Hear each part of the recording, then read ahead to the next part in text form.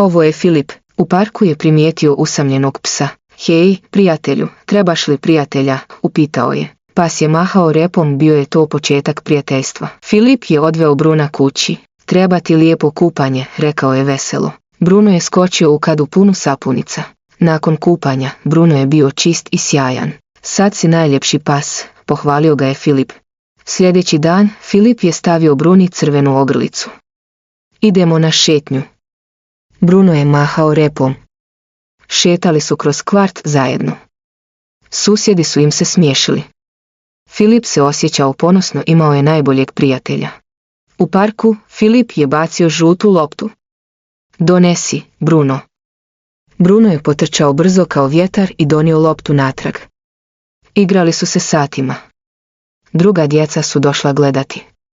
Možemo li se i mi igrati? Naravno, rekao je Filip. Filip je igrao se pored potoka.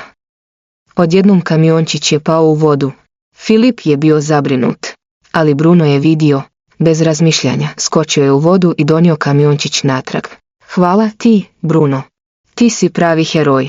Iznenada, nebo se zamračilo i počela je kiša. Filip i Bruno bili su daleko od kuće.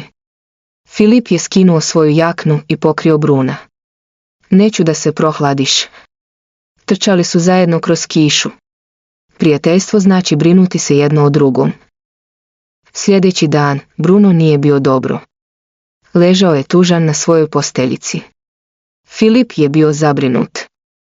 Sjeo je pored njega i nježno ga milovao. Bit ćeš dobro, Bruno. Ja sam tu. Filip je ostao uz Bruna cijeli dan.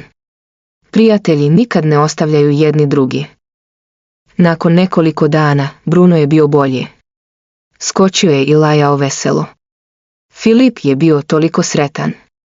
Zagrlio ga je čvrsto. Igrali su se u dvorištu. Sunce je sijalo jako. Filip i Bruno prijatelji zauvijek. Jer pravo prijateljstvo znači biti tu u dobrim i lošim trenucima.